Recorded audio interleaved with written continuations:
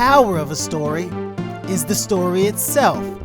Just because a person isn't world famous, that doesn't make their story any less powerful. My name's Griot Josh, and I'm here to tell all the stories. Hello, Brandon. It's my good buddy Brandon. Welcome to Talk Story to Me, the first interview for this channel that I've ever done. You're famous now. You're welcome. So my buddy Brandon is a very talented director, in my opinion. He doesn't always feel that way, but that's some of the things that we're going to get into in this discussion. But yeah, great writer, fantastic director, wonderful storytelling mind. Yeah, we actually met on Instagram a number of years ago and have become pretty close over the years. So, you know, thank you, original creators of Instagram, for the pre-purchase. What is the best directed thing you've ever seen?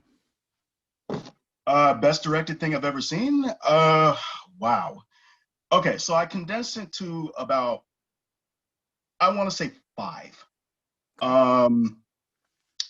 This first one is just going to be a blanket statement. Anything that Denis Villeneuve directed, I'm just going to say that. Okay. Like, the man did Blade Runner, I think 20, the name escapes me all the way, but the sequel to Blade Runner. Oh, like 2049, I think it was. It was like that. 2049, I think. Yeah. And then I already saw Sicario, and it's like the guy is that man directs. Like he's really good. Another one is I'll say anything Christopher Nolan does, but more specifically, Inception is one. Yes. The Dark Knight trilogy is the other. I'm biased because superhero fan, and it's got Batman, so I'm like, all right, yeah. So especially the Dark Knight, which I watched recently, and when I mean recently, I mean like about 4 months ago now. And the Dark Knight still slaps. Like when I watched it, it was 2020. Mm-hmm. It slaps still. It smacks. So yeah, and then I watched Tenet, which is probably the mileage may vary on like the story and whatever, but like as far as technical wise, that is it is wonderful. He was really flexing his muscles and like how he can do technical.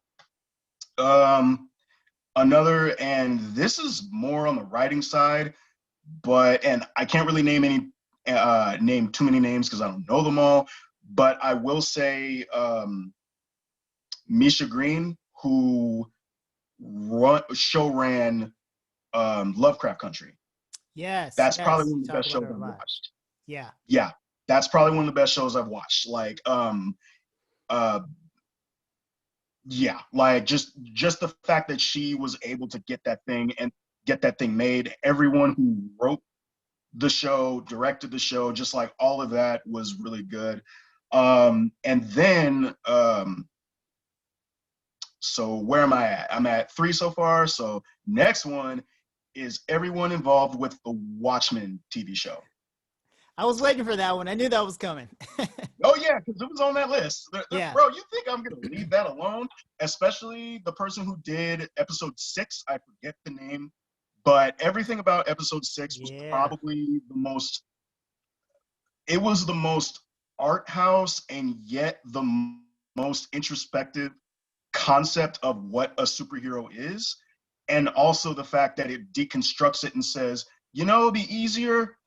It's a lot easier to swallow that a black person would be the one that said, I'm going to wear a mask. And then, oh, yeah, I should say, spoilers if you haven't watched Watchmen. Right. Spoilers right. if you haven't watched It's been like a year, though. It's fine. Yeah, but I will say this. It's like it makes sense, especially to me. It's like a black person would be the one that said, I'm going to have to hide my identity to protect the people I care about. Yeah. And because I got everything to lose and I'm already a second-class citizen. So it's like, yeah, it's not that anyone that's non-black, people that are white, don't suffer Right. anything.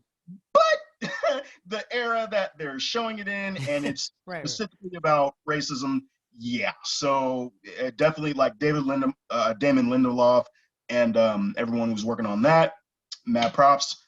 So that's 4, and this was I'm cheating because this is my list. I don't care. So Issa Rae and Robin Thede Okay. doing things, Those are good 'cause pulls. Those are good pulls. yeah, yeah, Issa Rae like did Insecure, and I'm ashamed to say I still have not caught up. But what I was watching, like I when are we at? I finished season 2, but it was like a while back, and I liked it. It was just a really good show.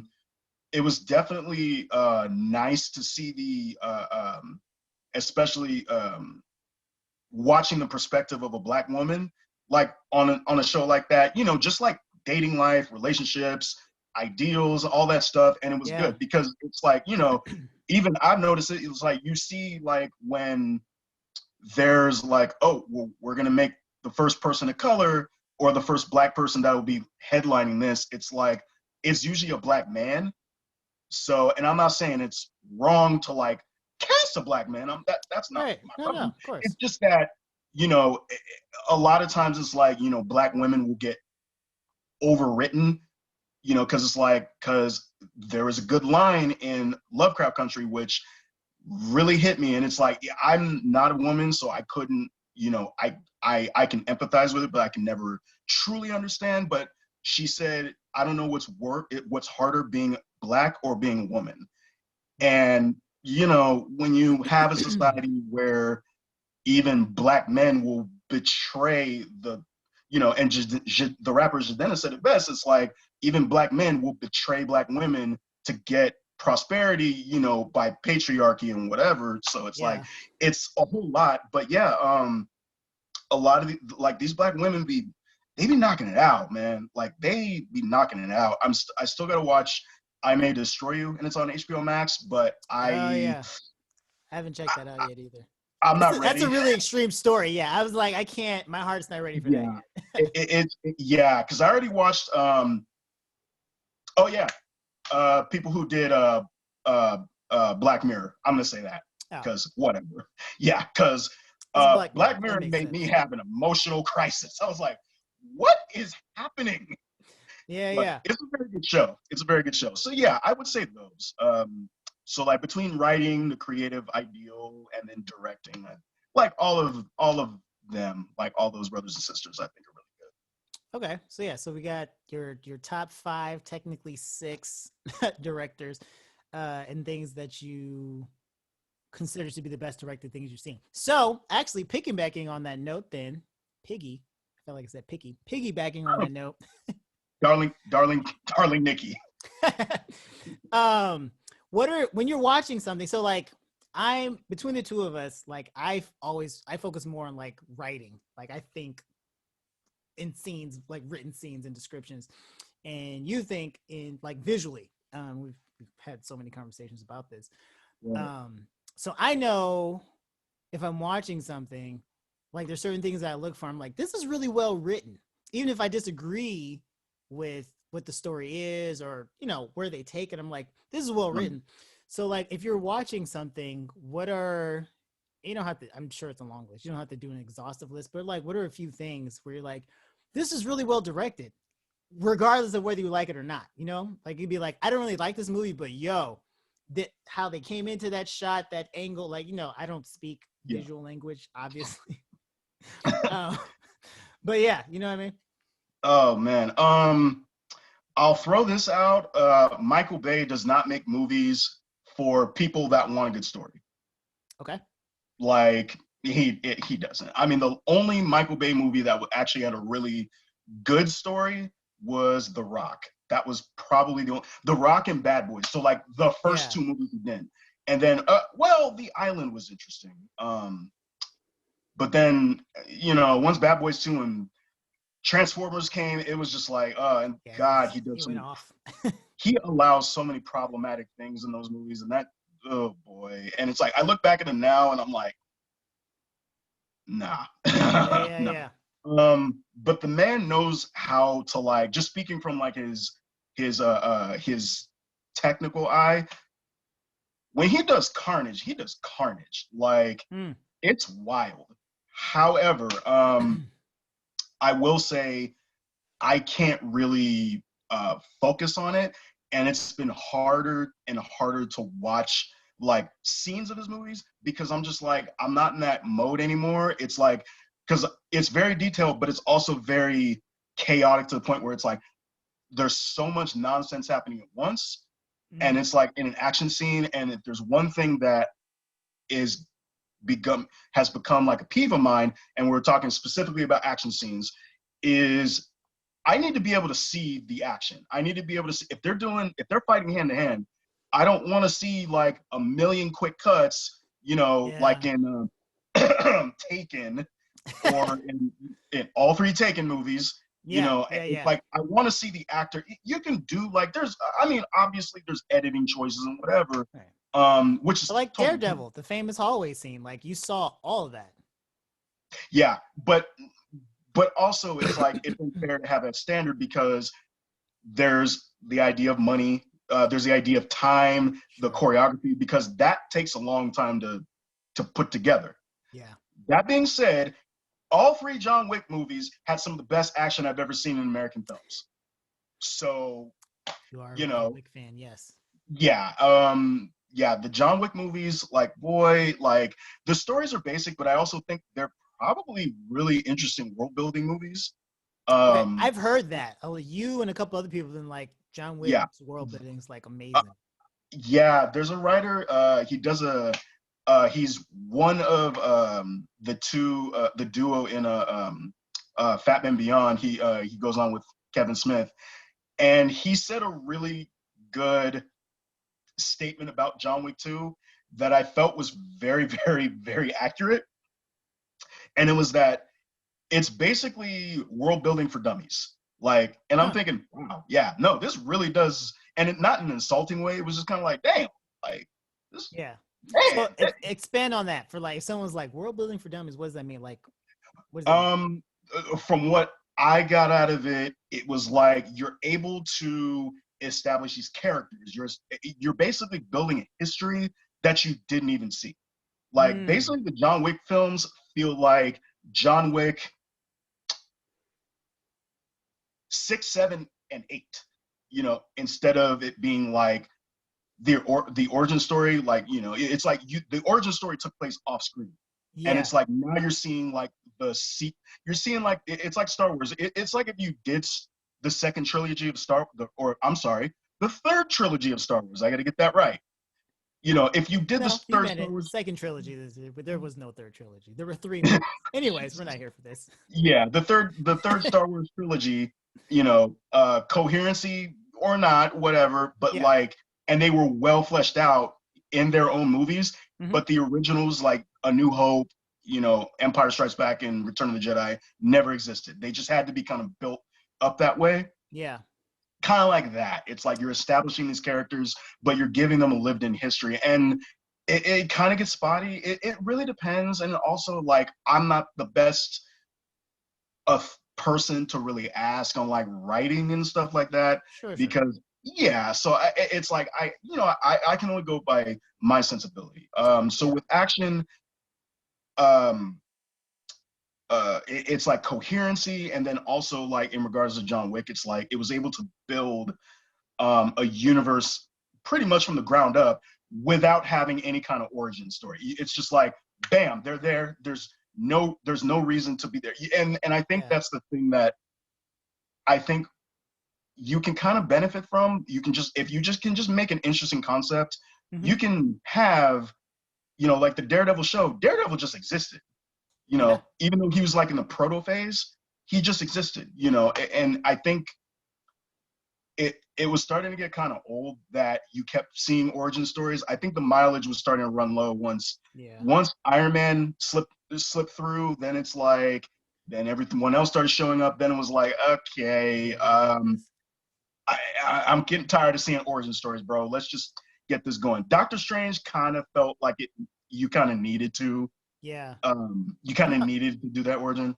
yeah, no, I But feel like, it reminds me of something that actually J.J. Abrams said, and when he said it, I was like, that's pretty insightful. yeah, He said one of this is I think it was before the Force Awakens had come out. He was like, one of the best things about the original Star Wars is that when you come into it, you step into something that feels like it's been happening for thousands of years. Everything feels exactly. lived in. The ships, the planets, everything's like, oh, even the clothing is just like whatever's going on. This isn't the beginning, even though for, well, not for us, but like at the time in 77, it was the beginning of this whole new thing. But when you got into it, it's like, oh, I'm in the middle of something.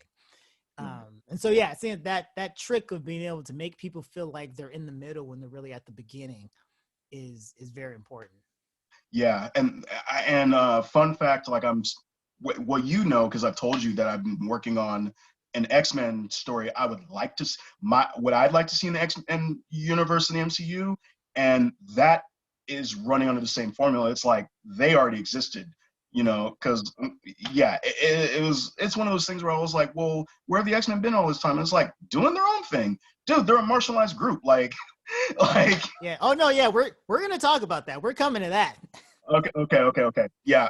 As far So as like, you're comfortable, we don't want anyone out there stealing your ideas because it's pretty yeah, genius. yeah, oh yeah, no. But yeah, so kind of like coherency in the action, like going back to like, what I'm looking at, I need to be able to see the action happening. And what I've started really realizing is like, okay, the action's good, but was there a point to this being there? Or did you just throwing this in just to like make an action Mm, scene? yeah. And that's what I kind of have to start learning is that you can't have an action scene for the sake of action. It's like there has to be an inciting event where it's like, oh yeah, this happens, and then it's like, okay, what's the alternative? Are we gonna hit some kind of turbulence, like where this could probably end a specific way Hmm. without any bloodshed, any kind of like fist throwing or explosions or whatever, where it's like, nah, it's gonna have to be this way, and then it's like how it drives the story.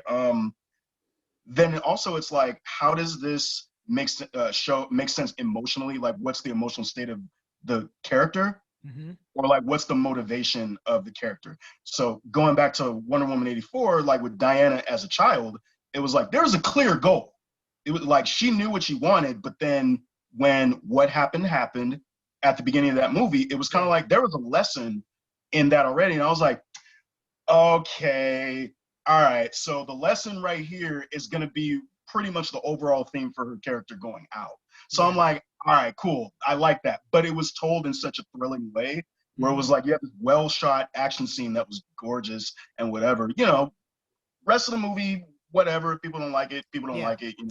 That's People have been in pretty yeah, much in agreement though that opening sequence was gorgeous and well shot, and that little girl was acting yes. her butt off. I fully believe her. Yeah. And so that's why I'm saying it's like people need to leave this stupid. But I know it's also like it's really a dumb like misogynist fanboy thing where it's like let's just blame Patty Jenkins and whatever, and it's like dude, shut up. Yeah. So, but Yeah. So she is wait. We're gonna pause right here to emphasize this point. So Patty Jenkins did not write Wonder Woman 84 by she herself. well she co yeah she Yeah, didn't write it she by herself. co-wrote it with two other men, one Guys, of which yeah, is a powerful white guy in the DC company. And this was I was yeah, having a conversation with my sister. I was like, okay, so if they're in the writing room, who do you think's got the most weight? It's going to be the white guy who's got power in the company. If they're like leaning, is like, oh well, what do you think? They're going to go that direction, which is not even like malicious. I don't even want to paint it that way because I don't think that it is. But there's just so much that there's so much to it, and so she didn't write it by herself. She was a co-writer in a group of three. yeah. Like she directed. It I, seems like that was her bit, but the writing, it was three people who did it, and two of them were dudes. yeah, it was a kind of a shared thing, but I mean, there is something to be said. It's like who are mostly a male run entity are going to listen to more. But then I that's only something I can assume. And yeah, it's kind of one of those things where it's like Patty Jenkins is still like being questioned. She's still getting all these. She's like the front page of all these stupid think pieces on YouTube by like Yeah. some guy with like 200 followers in a dad bod, like, well, is this what's gonna go on with the MCU? It's like, shut up, Trevor. You know, I'm just assuming his name is Trevor. But that seems um, accurate. And it's not fair because dudes can come out here no, and be like, you know what? I made a trash movie. My bad. I'll try better next time, and still get work. And no one's like, your career's over. You should. But when it comes to women, it's like, oh well, and that's not. That ain't. well, then it's also like the responsibility of the guys, men in the industry, to not just say, "Oh, I'm here for you." It's to say, "No, I'm going to help you and do my part as a not an ally, but as a co-conspirator. Co-conspirator. I'm going to be an insurgent, pretty much, and I'm going to do the damage that I know I can do because I have that male privilege. Yeah. To make sure that I can give you a hand but not take your place, because, like, you know, one thing about women's rights is, like, as a man, you can't be at the forefront. That's because it's her rights. You know, it's just like with black people, like with like the pro-black movement with black rights. White people can be allies, they can be supportive and whatever, they can use their privilege to the extent, but at the end of the day, this is about us. There's only so much emotional labor that can be done, Yeah. you know, for groups of privilege and whatever, until it's like, bro, you can use Google. And also, like, this is not your movement, this is mine. Yeah. So it's like, it's one of those things. But yeah, that being said, with the so it's like motivation of the characters and all that stuff. And really it's about what am I seeing in that moment that kind of like just resonates with me, you know, because there's some things in movies, and I think especially now that I think about, and I'm just like, dang, I can really relate to this on a personal level, even though it is about a giant purple alien with 6 cosmic stones. You know, it's like, what's happening? But it's like, I can kind of like, I can empathize with the plight and whatever of the gravity of what's going on. You know, I mean, 2020 was like someone clearly sang Baby Shark and opened the gates of hell or something. Too many times, too many Baby Sharks. Yeah, I can't take credit for that. I saw that in a tweet and I thought that was perfect. So, but I just don't remember the tweet. Yeah, but yeah, it's I gotta be able to watch. I gotta be able to see coherently what's happening as far as the action. Like, dude, I love, like, if you can do a lot of like different movements in one take, especially if it's like 2 people fighting, I love that. Or if it's like, and if there's cuts, cool, that's fine. I as long as I know I can see it. Before we go to the next question, one thing I'll describe was the duel. I forgot the lady's name, but it was the duel between her, the main villain of the story, and Ahsoka Tano in the Mandalorian episode. Oh, yeah. The one who was like the leader of the outpost. Yes, and that was so cool. It was just like everything, you could see everything. It was like, oh yeah, everything was quiet. There was no music. You know, it's like, I appreciate little things like that. And that's not really original. It's just that I feel like sometimes it gets to be a lost practice because, you know, that's, you know, because people will get mad if I say this, but who cares? Because I don't care. Westerns are a ripoff of samurai films. Yeah, 100%. 100%. Yeah. I mean, I think Filoni openly said that he was referencing, I don't think it was the main one that they normally, it's Kurosawa. Okurosawa. I think that was what it was. I don't think it was him though. I think it was someone else that he was like referencing. But yeah, I mean, all of Star Wars is based on these Japanese samurai films. Yeah, absolutely. Yeah, but something like that, it's just like, oh my god, this is so good. And even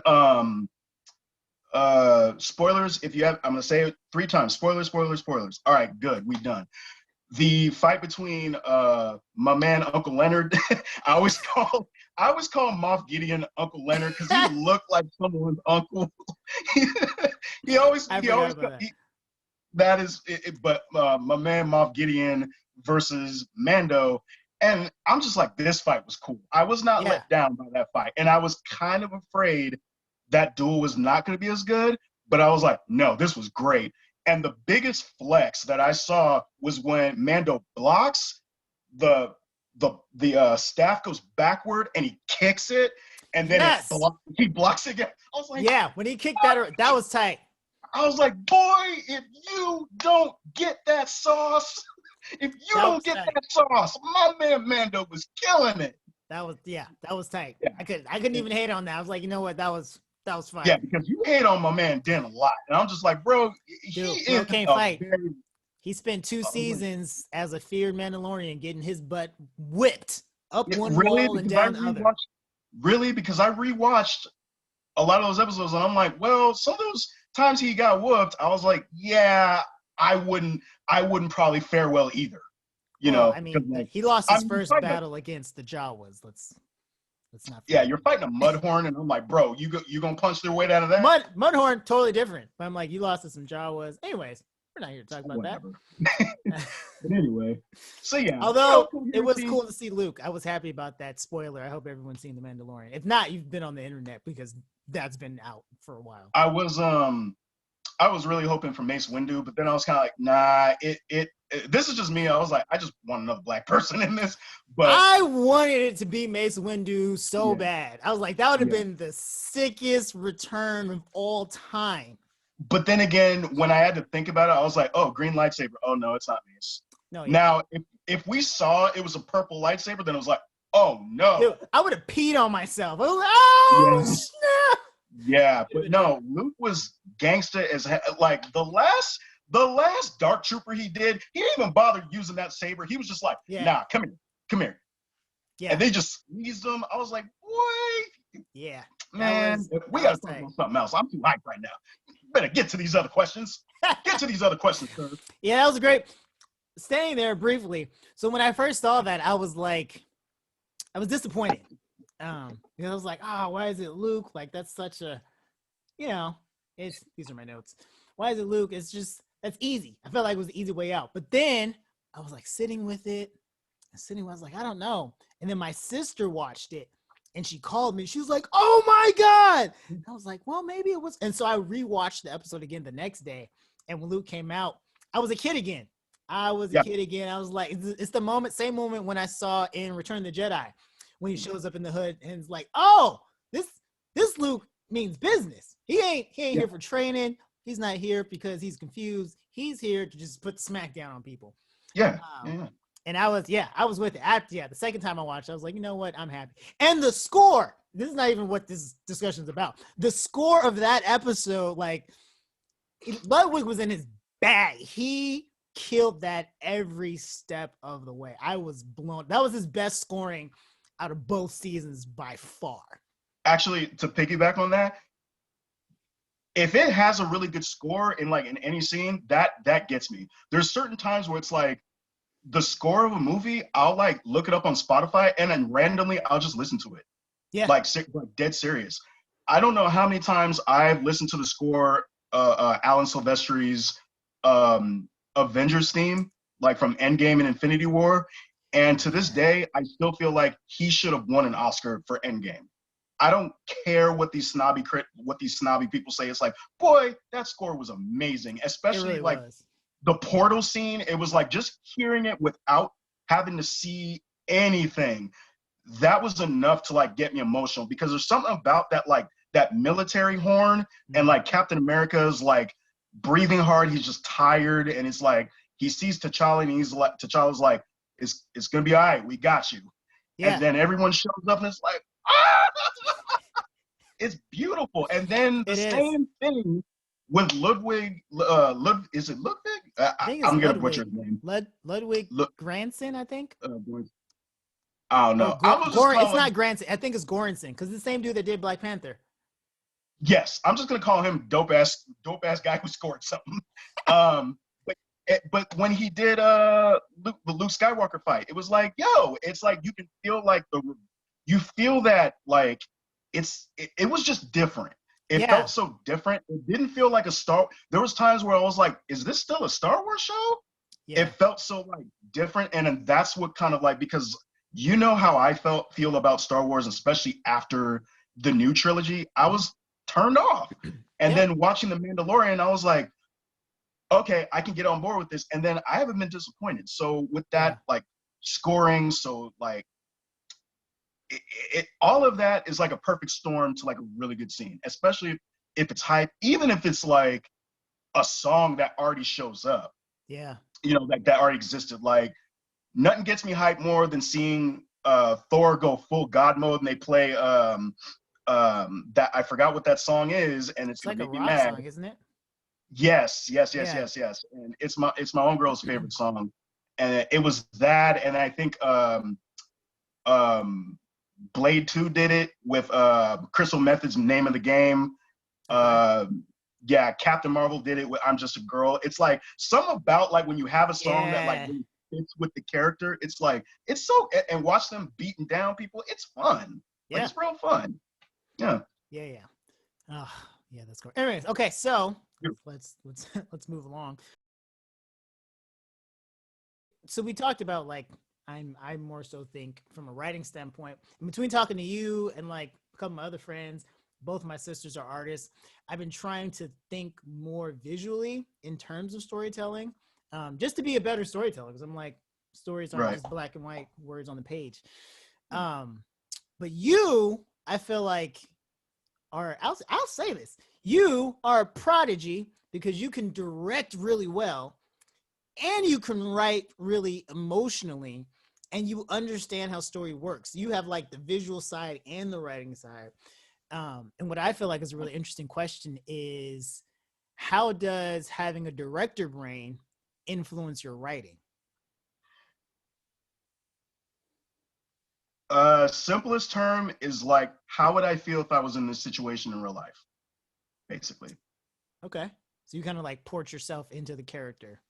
Yeah, I basically will act it out. There, you don't know how many, like, dude, I told you, but like, I don't know how many times I'll like come up with a scene in my head, or how I'll like watch a movie and there'll be a certain emotional scene or whatever, and it's like, and then sometimes my crazy ass will just kind of like react to it, and I kind of improv with my own dialogue if I'm interacting with that scene, Mm. or I'll like come up with like a specific situation on my own, and it's like, how am I acting? How am I reacting? Like, um, how am I moving? And then it's like, how does even how the music looks like sometimes, or how the music sounds like sometimes I'll do that. Like, I can already tell you that last Friday, I came up with a 3-minute short film just about a dude retrieving a package at a nightclub and he beats up like 8 people. And I figured out the choreography for like the last couple of dudes they fight. You know, I don't know Yeah. if the main character be a guy or a girl, but I just put it in my perspective, you know. Mm-hmm. So, but yeah, so it's one of those things where it's just like, okay, how would I do this if I was that person? But Okay. then I also have limitations because you know I'm still new to this. It's not something that I can thoroughly admit. It's like I don't. Sometimes I put my all to it, or I'll talk about it a lot, and then I don't really apply myself because I'm either doing something else or I'm just lazy. There's a lot of factors. So I can openly admit that. Sure, sure. Yeah. So it's one of those things where it's just like I have to like how am I thinking about it in the moment? How would I react to it? But then I also got to think, okay, this character's not me. How would Mm. I feel this character would react? Because that's the thing. And I knew a person who did this with a show they were trying to get off the ground, and I did not like their script because Oh. everything I read was basically something I heard this person say, you know, It wasn't specific and to the character.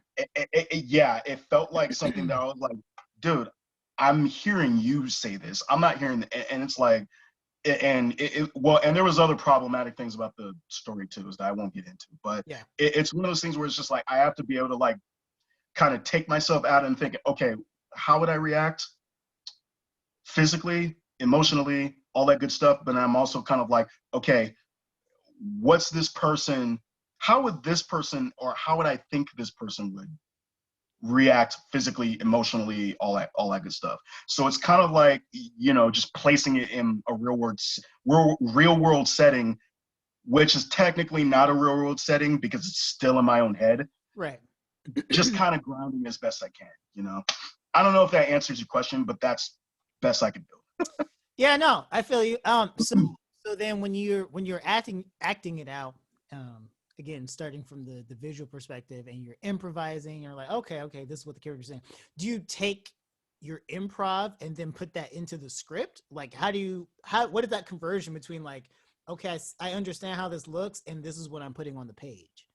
Yeah, no, that's exactly what I'll do. I've done that a lot where I'll act out a scene and I'm like thinking of it and I'll write it as I'm thinking about it. And then I'll go backward and like, kind of like, okay, maybe this wouldn't work. You know, sometimes like I can tell you right now, like when I wrote Blackception, I wrote that when I was in bed on my phone and I was acting out the entire thing I was writing it and then kind of going over it.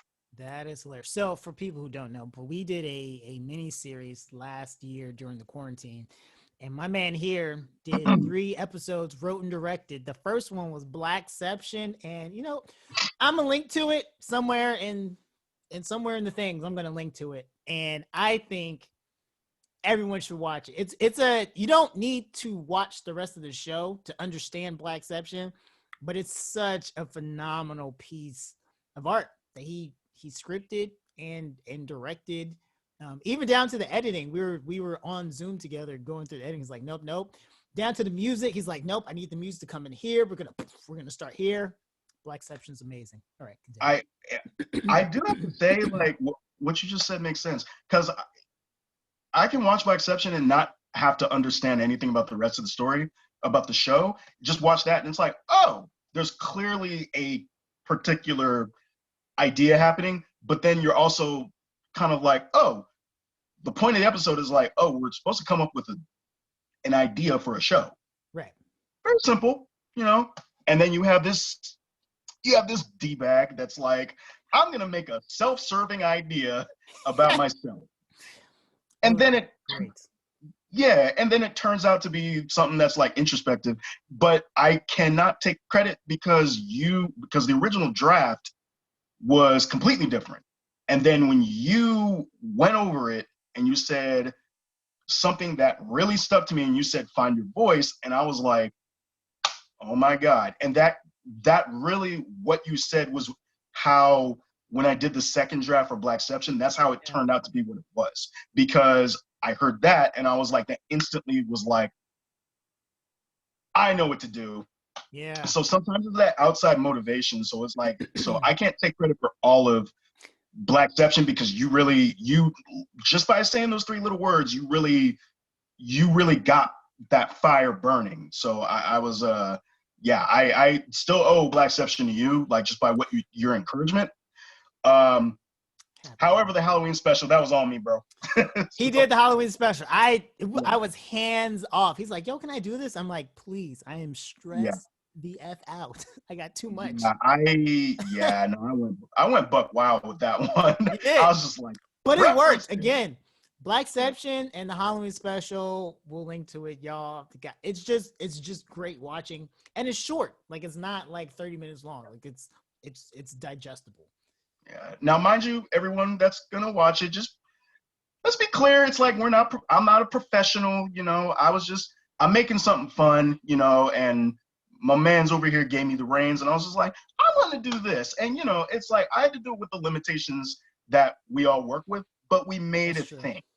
We made a thing. So the whole series was made during lockdown, so we couldn't go. We had to shoot everything at home, edit it in-house, record on Zoom. So, which makes it even more impressive when you see it. It's like, wow, who comes up with that? Yeah, dude, my brain is a mess. That's how I can't wait till you get your own series. Especially with the Halloween special. Oh God. But yeah, so yeah. What is your background in like visual arts and storytelling? Like so projects. Okay. So aside from that, like I've done those episodes. I wrote, directed, and starred a short film called Letter. I'll have to send you the link.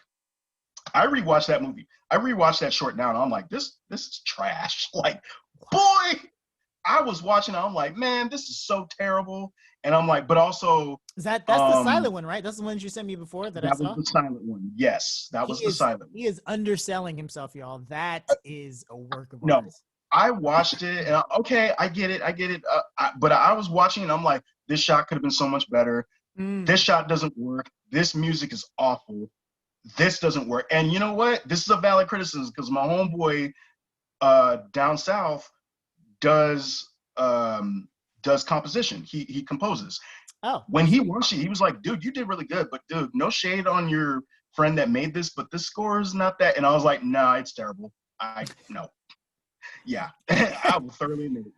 I think sometimes I go back and think, can I remake this? And then I also think, nah, because there was a point in time where it was like the past was associated with we were trying to remake it, but my heart wasn't in it, and I know right away if my heart's not in making something, it's not going to be good because I'm not putting my all into it. I'm just at this point, I'm just kind of like, oh, I'm just being kind of hired to do something, and that goes to a point I was talking to you about is like sometimes you can tell what movies are by directors that either have something to say or are just hired to do something, and they're just kind of like, oh, well, this is fun. We want to do this and this and this, but it's just kind of like it feels like you're hired. Like I don't care what anyone says.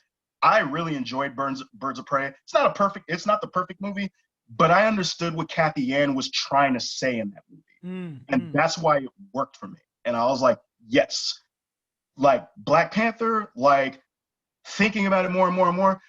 Ryan Coogler has something to say, even though he had to play in a Marvel sandbox. It was like there was something to be said about that, you know. Captain America: Civil War, to me, is kind of inferior in turn when I put it up against Winter Soldier. But both those movies had something to say. Yeah.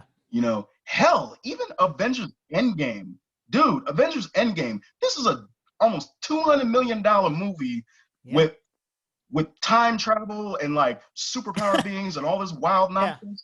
And dude, when I was watching, I'm thinking this movie is literally about second chances. It's literally about a second chance to either make amends with your past or you kind of have to fight your past self. You have to wrestle with the past mistakes you make or your past self as a form of growth. Ooh, that's a good take. Yeah, because I mean, well, when Captain America fought himself, he fought his younger self. Yeah. And dude was like, I can do this all day. And he's like, yeah, I know. It was like, that little thing was like, he's kind of taking the piss out of how he used to be, where he was like, oh, I'm Captain America, blah, blah, blah. And it's like, and then you saw how through the growth of all these movies, Captain America became a real person. Yeah. Like he felt real. That's the kind of thing where I'm like, I couldn't gravitate to him in the comic book because it's like, it feels weird. Like when when you're a Black kid growing up and I'm looking at the superhero and it's like Captain America is a blonde white dude and wearing the flag and whatever. It's just doesn't sit right. Yeah. But the core of his character, I can definitely respect, and that's why it's like, oh, I have no problem reading his stuff now. Yeah. But the movies I can definitely respect. But all that being said, if the movie's about something, you can tell. And sometimes even if the movie's about something, you can't really tell. Yeah. But it's one of those things, I don't know how to explain it. It's just, I can only work from my preferences. Like, yeah, for sure. I feel like, one of my all-time favorite movies, and this is a small movie, but it's called Collateral. And it's with Tom Cruise and Jamie Foxx. One of my all-time favorite movies. Okay. And that movie is literally about personal growth. Like, it's a weird thing to say because it's literally about a taxi driver taking a hitman to all his targets if he wants to live through the night. But there's a lot of personal growth in that movie. I mean, it's just a movie you got to watch. I love that movie to death. It's a gorgeous movie. Got it. We'll have to check that out. Okay, so you made stuff as far as your background. You have the short film. You've done these episodes. I believe you went to school for, what'd you go to school for? Wasn't like art or something like that? No, I Oh, did not. I graduated with a degree in psychology, which I that's fascinating. Okay, we're gonna yeah, do another which I interview about that.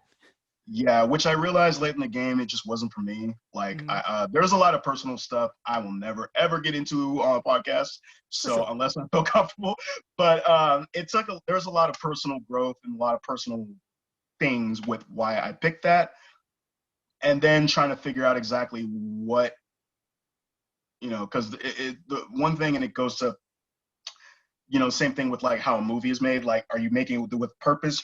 You're trying to say something. I had to figure that out about myself. It's like, um, what's my purpose here? And it's like, nah, you have to make that.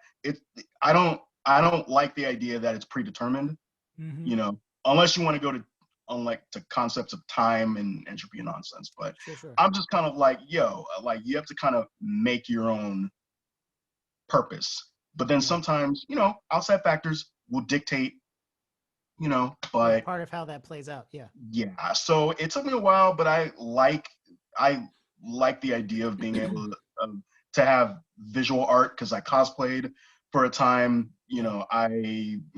Doing this stuff, and I'm gonna direct. I'm gonna go back to directing, like, and I have people I've met, like you, and I've met people down south who are also like in that. So it's like I'm gathering people that I trust, Yeah. and also it's like I gotta be friends with them first. I gotta gauge who these strangers are because I don't know, I don't know if they're gonna be trustworthy or if I'm Right, gonna right. end up, yeah, I'm gonna end up being like someone's Christmas sweater.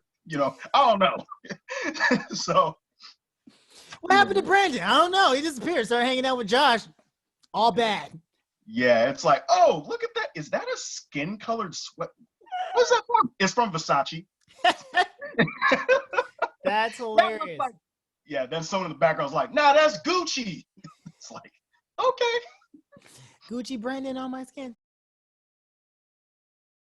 Going to back to the idea of stories that say something from a directorial um, viewpoint, which I think is really cool because you don't necessarily have to have dialogue to have something to say, like just how you construct the scenes, which is something that I've been trying to like pay attention to more. Is like, oh, in these moments where no one's saying anything, which I do feel like, to bring it back to Mando, is one of the stronger points of the series because it's not dialogue heavy.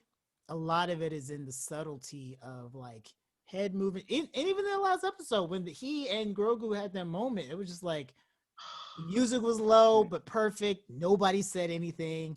I mean, Pedro can act. He's a for real thespian in these streets. But Yeah. all of that. So for the stuff that you direct, and I don't even know if this question really applies. I feel like it's easier for writers, but is there like a core idea where, let's say in 7 years, people are looking at your anthology of films that you've directed and they're like, oh, you know what? He made a lot of different films, but this is a core thing that came through all of it. Like what's your core thing that you want people to get from stuff that you direct? Um, I'm still thinking about that. Okay. That's going to be a question that I might have to answer another time. I think right now, um,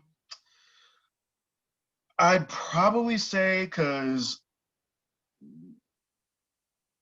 I think if I could take like the two short film scripts that I wrote, um, like the burger script that I sent you and whatever, I think the X-Men story, all that, and all the together stuff that I did, probably say like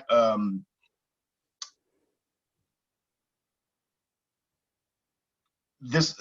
I both enjoyed the things in pop culture and that influences it, and then also my personal experience as both a human being and as an African American, or my empathy toward a group I may not be a part of. I think empathy is going to Uh, be the driving force of what I make because I feel that um, I think that is a practice that I think is looked down. I think the world of men really does look down upon the concept of empathy, especially in America, and it's looked at as weakness. And it's like, dude, this is like, it's like the concept of the whole mask situation. I won't get too far into that, but just the idea of people not taking the pandemic seriously, not wearing masks. They try to say like, oh, well, we don't care about the science and whatever. And I'm like, well, that's why we're in the situation we're at now. Right. And it's only getting worse. Yeah. You know, so I think just the basic idea of empathy is what I really want to say, where the characters really kind of like have an experience that's like, you know, and I think that's why X-Men is so important, because even though it's not gonna like, let's say Kevin Feige hits me up tomorrow and is like, hey man, he wouldn't say hey man, but he might. He been hanging out with Ryan Coogler, you never know. Oh, I would give him side eye. I'm like, well, okay, you can speak to me like you're a grown up, but what's good, bro? Then I quickly take it back because I was said that in my head, and I'm like, yeah, what's up? So what's that? Right. Yeah, no, but like, what that checkbook do? Yeah, but like the X-Men movie that I would like to make, or at least like to see, I feel is something that is a very Black story. Give it to me. Here. That was my next question. Give it to me. To me. But this is because I am writing it. But I also feel that this is not just a Black story, although there is a lot that I can kind of like pick apart from like the X-Men animated series. And I was like, this is stuff Black people go through all the time. Like the Sentinels being overreaching agents of the law and falsely detaining or shooting people in public. What is that? Who does that sound like? You know? Or like the episode that got me, where I'm like, wow, they really allowed this to be on a kids show, was Genosha having all these mutants that were captured and detained, and like they had collars on their necks, and I'm like, this looks a lot like slavery. But then also it looks like the internment camps, you know, the internment camps of the Japanese, or the internment camps that we currently have right now. You know, the internment camps we have for Muslims after the post 9/11 world we live in. You know, that's one of those things where it's like, yeah, I think, and we can't forget, you know, the internment camps of the Jews. We can't forget that, you know. So it's like all those different groups have all like had or have that right now, and I'm kind of like, wow. So it's like, for me, it's like this is so like for X-Men, it's like, I think for one, it would be about oppression, but I also think, going back to the empathy concept, it's like when you're watching it, it's like really think about it, and it's like you want to root for these main characters, but the question is that, are you seeing this in real life? Where is your energy going to be the same when you walk out the theater and you see this in real life? Yeah. You know, like where's your energy going to be at? And I think that's the other thing that I want to get across with like my movies, is like, where's your energy going to be at? Because I'd be taking real life things, you know, and saying like, how would you feel if you're seeing this? You know, how would you feel? You know, it's one of those things. So it's like a lot of what when I write, and like when I think about a shot, it's like how I'm feeling, you know, especially like how the character, like what with if they fight a specific person they hate, it's like, how brutal is this villain's death going to be? Because that can also be like, you know, concept of like how I'm feeling about this villain. This villain was like, if you're watching The Boys, and I'm thinking of an alternate universe where it's like, oh, my character is knocking the brakes out of Homelander. It's like, yeah, his death is probably gonna be very brutal. Like, yeah, absolutely. Dark. Yeah, I thought about some dark stuff. I was like, nah, my character would. Oh my God, there would be nothing left of this dude. Right. You know. So you would have to go there. Yeah, but yeah. So it's kind of those few things. But I now that you're saying that, it's like I want to push the idea of like empathy, and not just that, kind of like putting empathy into practice, you know. So it's like when you're watching this, like, oh my God, you know, and not in a very like a pornographic way, because that's what slave movies have done for so many years, Yeah. and that I can't tolerate it Yeah. anymore. It's like I'm tired of slave narratives. Although I am interested to see how Antebellum is. I know that's only a part of it. You know, it has That's Janelle Monáe in it. yeah, Janelle Monáe, yeah. Yeah. So, but I haven't seen it yet. But you know, it's one of those things where it's like I'd rather not, you know, kind of like portray the plight of any of these characters in any story I do in a very voyeuristic way, because then you're just kind of like, you're just watching it. Then it feels like all those gross infomercials of like, you know, it's like some dude named Trevor. I'm going to use Trevor a lot in this podcast, but you see some dude named Trevor in a button up. He's like, for just 6 cents a day, you know, Ubuntu is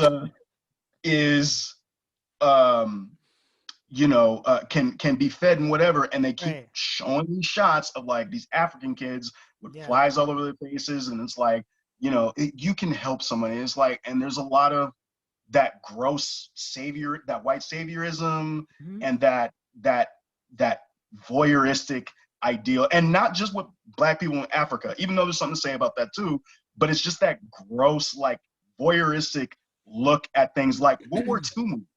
Like even World War II movies, I'm just like, dude, I can't watch these anymore, dude. Yeah. I'm seeing the exact same thing. I'm seeing a movie in an era where my people are still not considered human. Women still haven't had the right to vote yet, I don't think. Yeah. And yet I'm expected to think, oh, well, this person's virtuous. It's like, dude, there was a whole Nazi parade in New York right before America even went into World War II. And it wasn't even because of it, it was because it's like, oh, the Japanese attacked us, let's go in. And I'm kind of like, yo, it's like there's a lot of disingenuous things I can't stand in like those genres. Same thing with the Westerns. Even though there's good Westerns out there, the Western is like, the idea of a cowboy is completely false. Right. You know? Right. So, but of course, someone watching it is going to be like, oh, he's a social justice warrior. And first of all, Trevor, shut up. I don't care. I'm going to keep saying, Karen, get out of here. Yeah, I don't care. And I doubt he's going to, if he's watching this if they're watching this anyway, I'm like, I'm kind of surprised you even pop this on. It's like when them two guys that attacked a man named Juicy, and somehow they knew he was on Empire. It's like, ain't no racist know about Empire. What's going on? Juicy Smouye.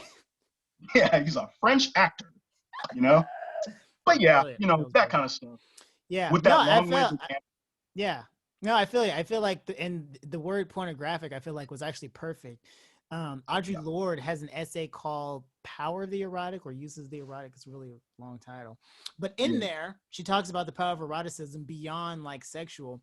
But how she describes pornography is all sensation with no emotion, with no feeling or intimacy to it.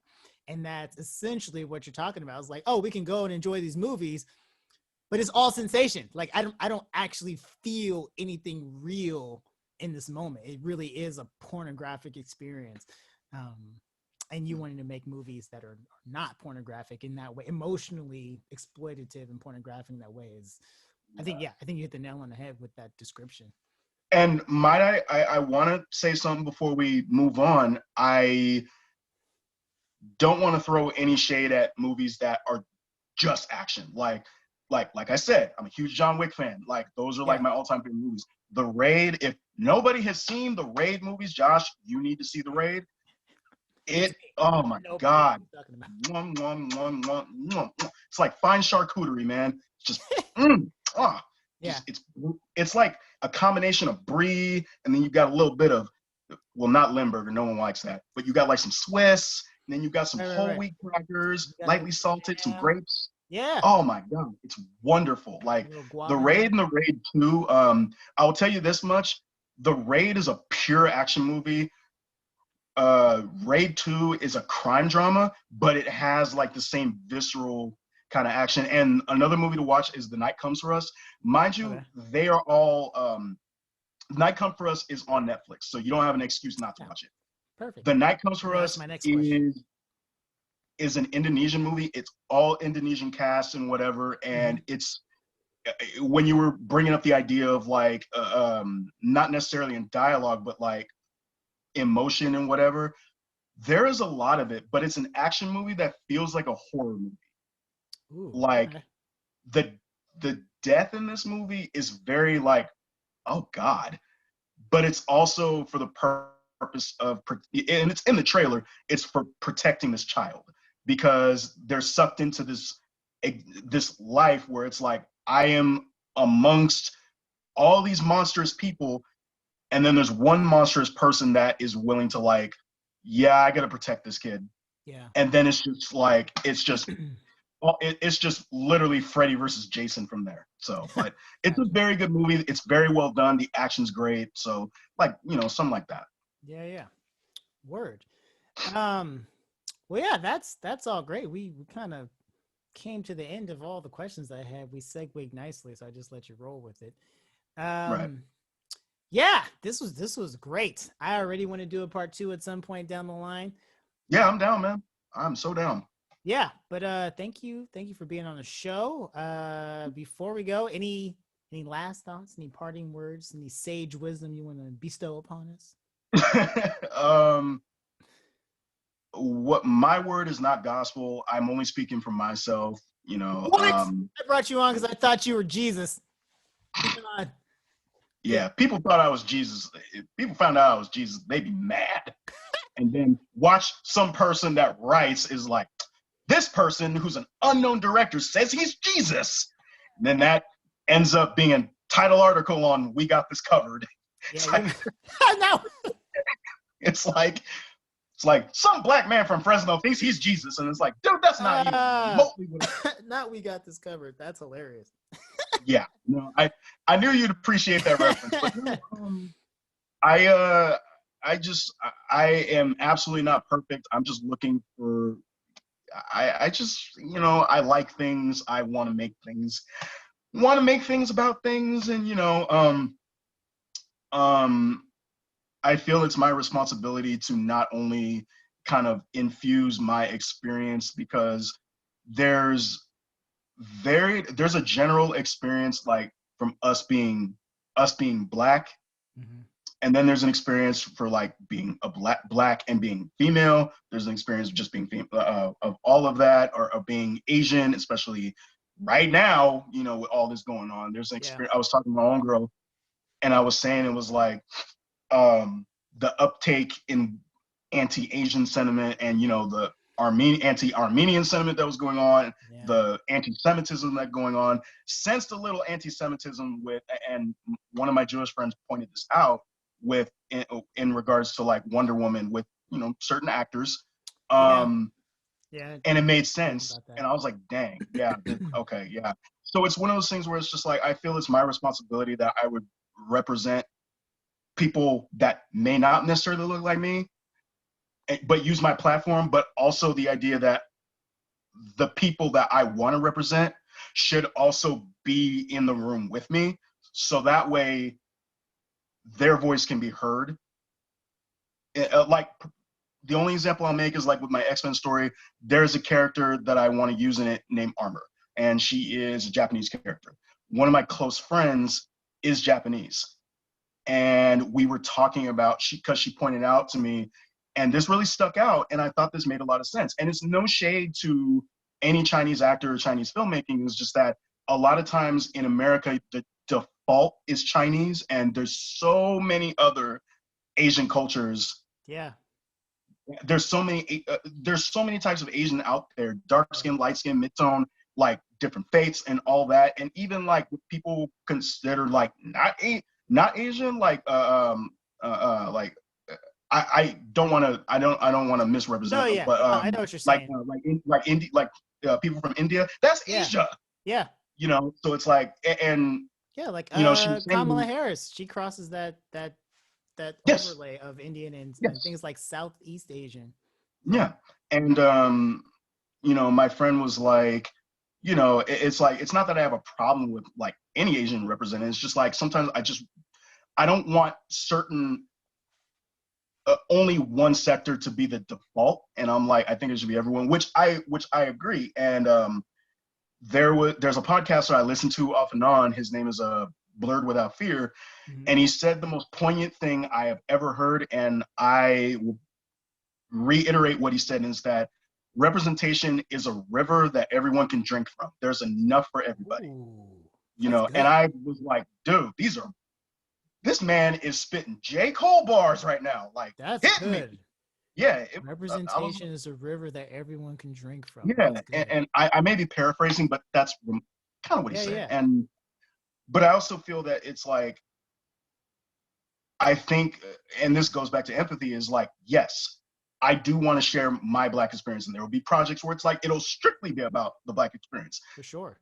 But I feel for myself, it's like, and part of what like the Black Lives Matter movement is about, because it's 3 Black women, it's not just about us, but it's all, I don't know how many times I've seen their posts like where they talk about Armenian genocide, where they talk about anti-Semitism, where they talk about, you know, the uptake in crimes against Asian people in this country, or, you know, so it's not just us, even though we're at the forefront because it's like our movement, but they have the capacity to think about us, but also think about everyone else, because that's the concept of empathy. And, you know, and it's Black you women, know, and 2 of them are lesbians. Yes. On top of that, that's like, and the fact that they still have that capacity to bring in everyone else. This is a collective other. Like, to not other people in your own progress is essential. Yeah. So it's like there's, you know, I don't believe in the idea of erasure. You know, there's a conversation about the erasure of women, which people may not want to agree with, but it's very huge, and that's something that still doesn't get talked about. Even, and like there's things with like pronouns and whatever, and that has a hand in it. So, and it's not that people are trying to say like we're phobic against it. It's just the idea that it's like, well, there's an old, because sexism is old. It's very old. It's very old. Even when there wasn't racism in the Bible, there was definitely sexism. So, you know, it's one of those things. But yeah, it's just the idea of personal responsibility of like, I would like people to see the world I see. You know, because you know, I feel it's important. You know, but that's me. I who am I? I am just a Black man. You know, just living life, making things, and trying to make them cool. Just a simple man trying to make your way in the universe. Yeah, I was gonna do that impression. I was like, I am not doing that gravelly voice tonight. my man with that mass genocide he had. That's right. Like, Lord. But awesome, dude. I think that's a fantastic note to end on. Thank you for being on the show. Are you anywhere where people can follow? Are you getting followers again? Are you just doing social media? What are you doing? Yes, I have a Twitter, but I don't really share it. I really don't want to embark on that train.